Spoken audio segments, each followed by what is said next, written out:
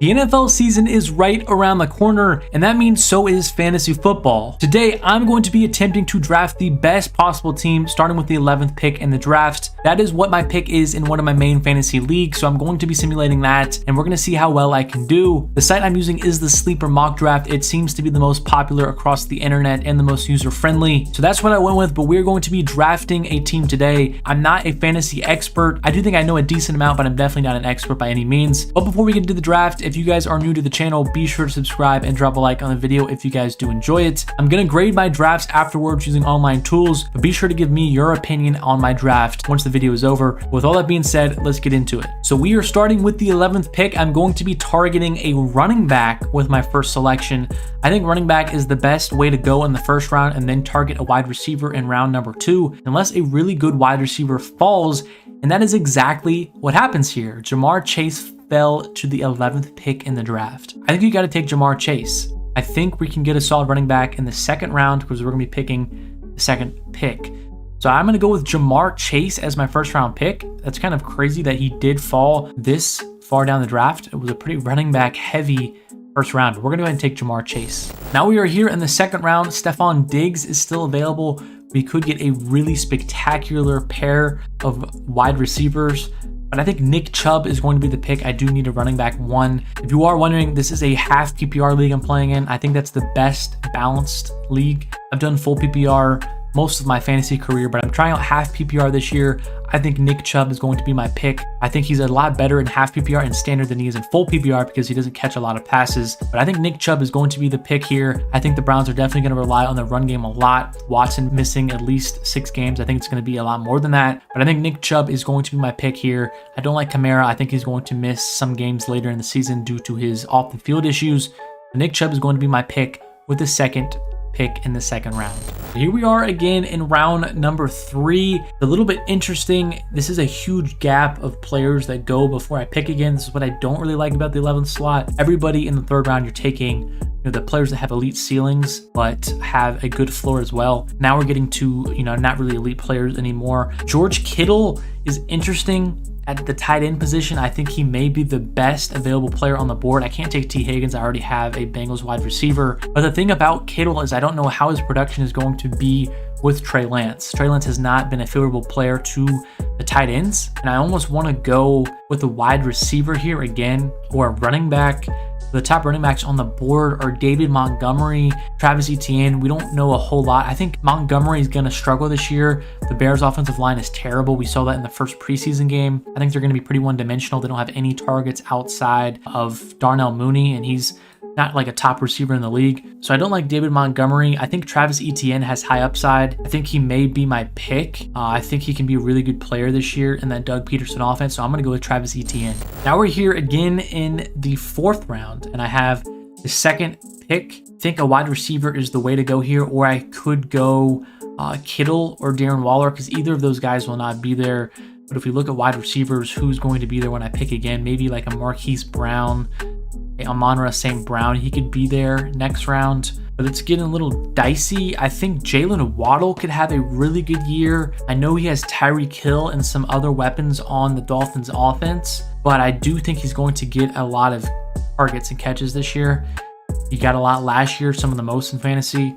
DJ Moore, I don't know about the quarterback situation. Terry, he always produces, but he's always been kind of up and down due to his quarterback. Deontay Johnson is a pretty good player, but again, the quarterback situation is weird because you just don't know who's playing. Like, you may not be a huge believer in Tua in the Dolphins quarterback spot, but at least you know who's going to be their starter, and most likely throughout the whole year, regardless if injury or whatnot, Tua's going to be starting. And I don't know if you can say that for Mitchell Trubisky.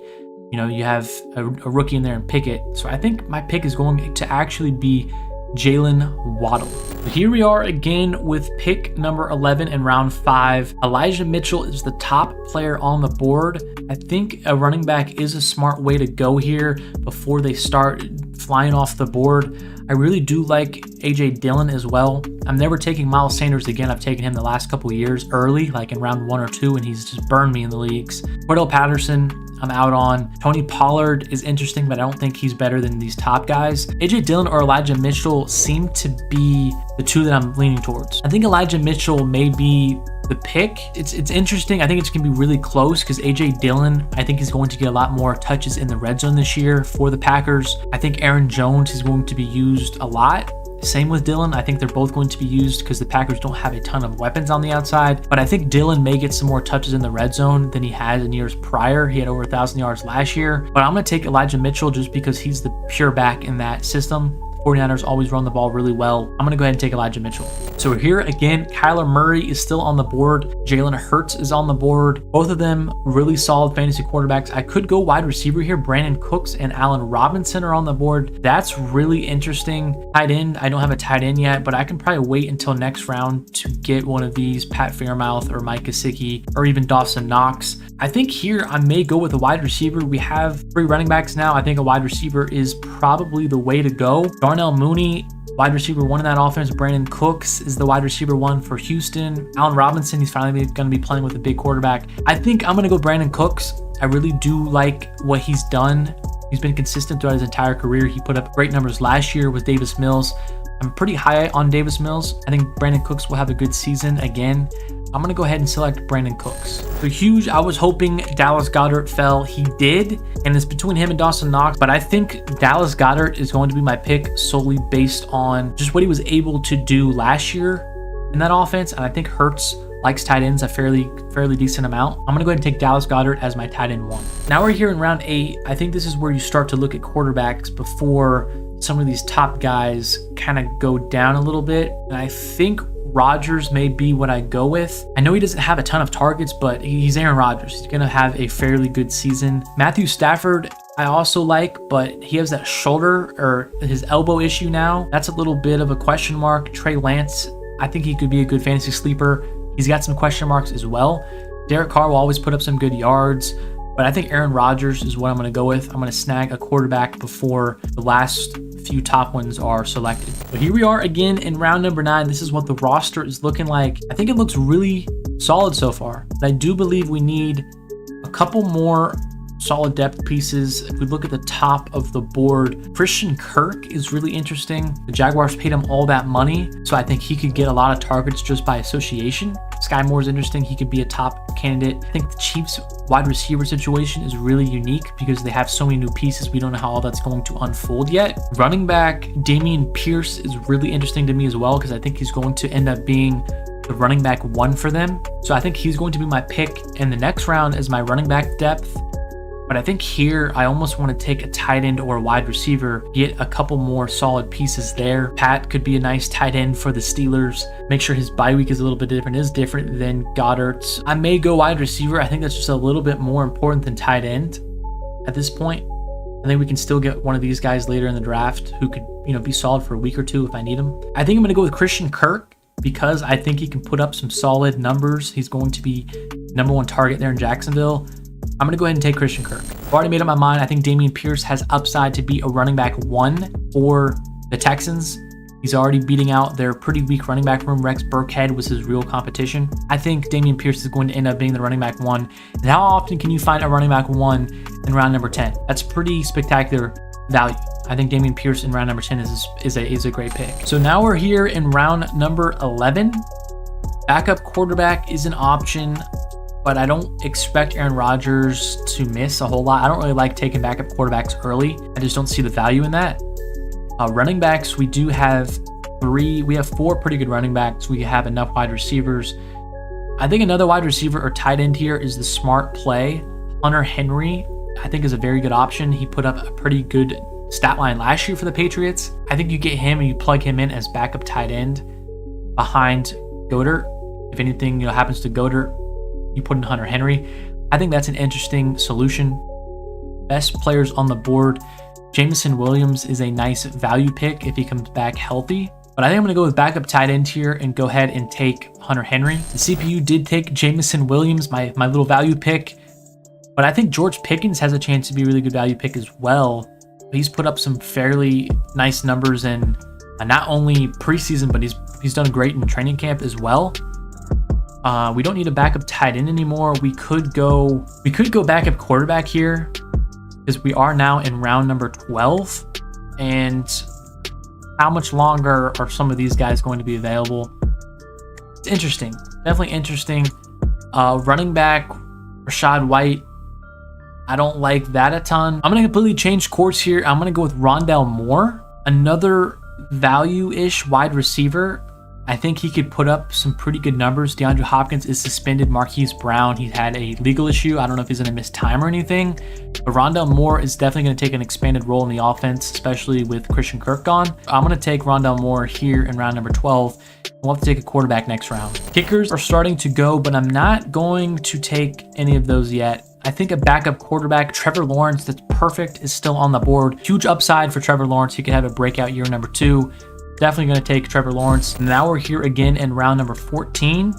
I think we could start to go to kicker in defense. Harrison Butker, he's always very solid. Daniel Carlson is always very solid. Defensively, Buccaneers are still here. Saints, Colts, I think all have chances to be solid. I think I'm going to roll with the Buccaneers defense. I think they're solid. I'm going to go ahead and take my defense. I do play with defense and kickers in my league, although they don't get a whole lot of points. They're not really worth anything. I do have them included into my league. I'm going to take the Buccaneers. We got 2 picks left. We need a kicker and we need another value pick. I'll go ahead and take the kicker right here.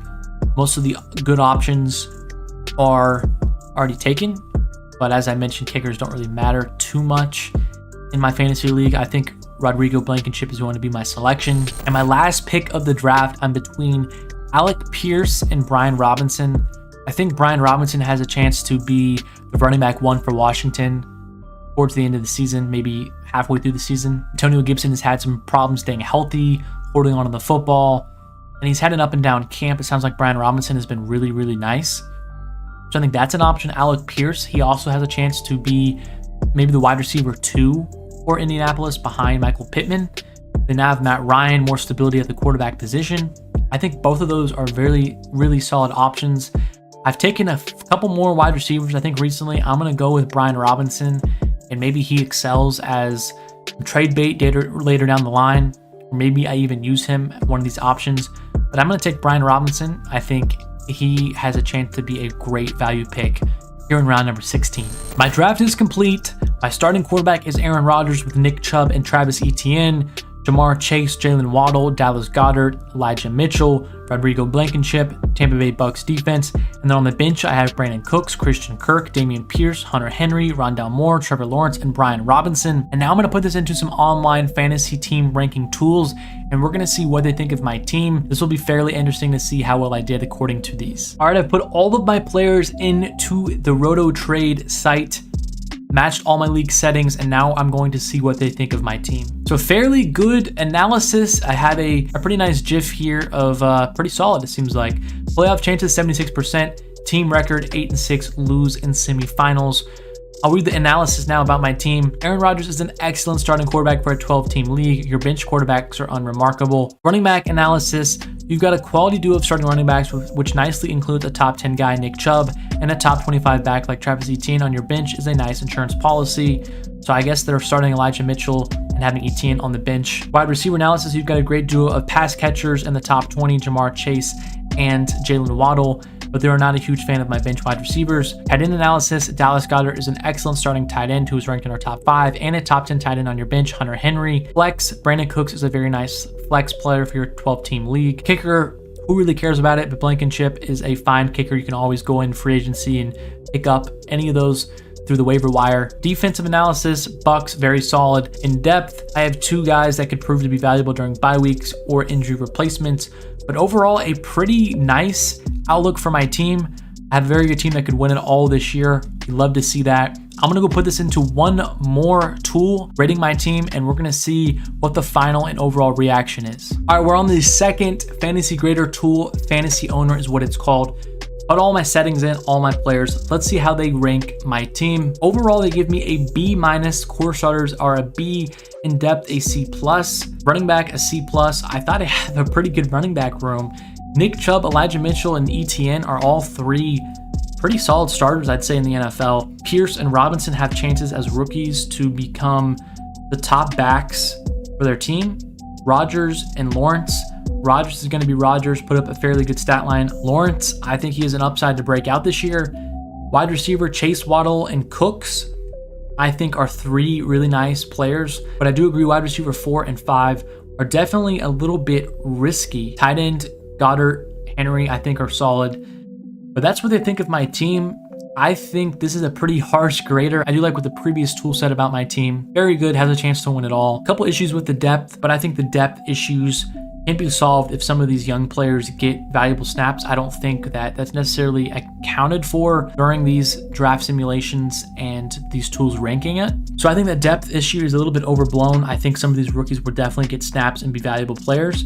But that is my draft. But let me know what you think of my 12-person team league. My draft for it, picking number 11.5 PPR. I think I did a fairly good job, but let me know if you have any tips and what you would have done differently for my draft. But thank you guys so much for watching the video. If you guys are new to the channel, be sure to subscribe and drop a like on the video if you guys did enjoy it. And let me know if you want to see more of these types of videos. I can pick from a different spot. I can try to go for a perfect draft. Just let me know in the comment section.